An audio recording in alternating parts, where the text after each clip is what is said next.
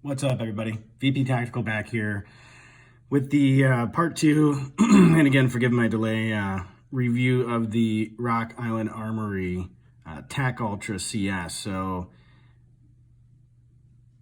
absolutely in love with this gun. Finally got to get it out to the range. Just so many different things going on with the holidays just beginning, with Halloween and everything else. It's right around the corner, and other events that have been happening recently. So, and just to show you, of course, she's completely empty. Nothing here in the mag. But awesome pistol. Finally got a chance, like I said, to get this thing to the range. And actually, since I've had it, even before I shot it, I ended up swapping out those grips while they were quite attractive. Just for some of the things that I read and some people that were carrying this gun, that it was biting, so to speak, into your skin while you had it in its holster, which is a big issue. So since more recently, I had changed over to a hogue grip, which I put on my other 1911, absolutely love it, and quite thrilled with it, to say the least. So, again, get it to the range, and you'll see some footage here.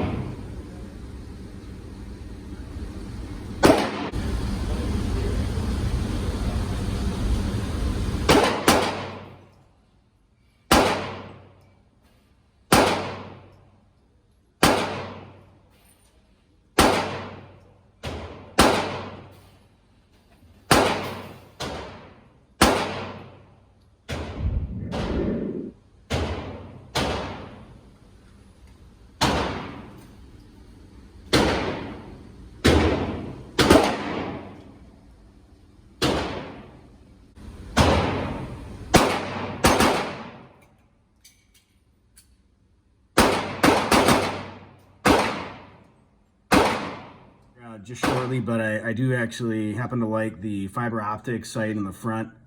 Great addition to this gun, and especially the fact that these are adjustable not only for windage but also elevation as far as the rear sights are concerned. Out of the box, I mean, this thing performed pretty flawlessly. Put close to about 200 rounds through the gun, zero issues, no failure to feeds, fire, anything else like that. Biggest complaints that I could really even see, I guess, as a complaint, is just the lack of rounds. So it being such a small pistol, which I've seen other pistols in similar size that have been able to hold, upwards of 15 rounds potentially. This one only holds 8. So that's definitely the biggest limiting factor on this gun. But the fact that it does have a bull barrel, so if you can see here, it is actually quite thick and heavy. And the fact that the gun itself is steel, this makes a huge difference in the overall, well, not only the weight, obviously, but more so the gun just staying flat, and the felt recoil is very minimal, especially for a small package. So highly recommend this gun. Very enthralled with it, to say the least. Biggest complaints, I would say that outside of the lack of ammunition would be the fact that if you're going to carry it, due to the fact that it's got all these other components here, grip safety, the safety itself, or manual safety, some of these items, if you don't have a very good holster, so you saw the one that I was using earlier, very basic, cheap, cost me only, I think, 12 bucks. And then it shows. Because when I ended up putting it on, if you don't have an undershirt on, it ended up biting me in the stomach pretty bad, and actually on more than one occasion. So just food for thought on that note.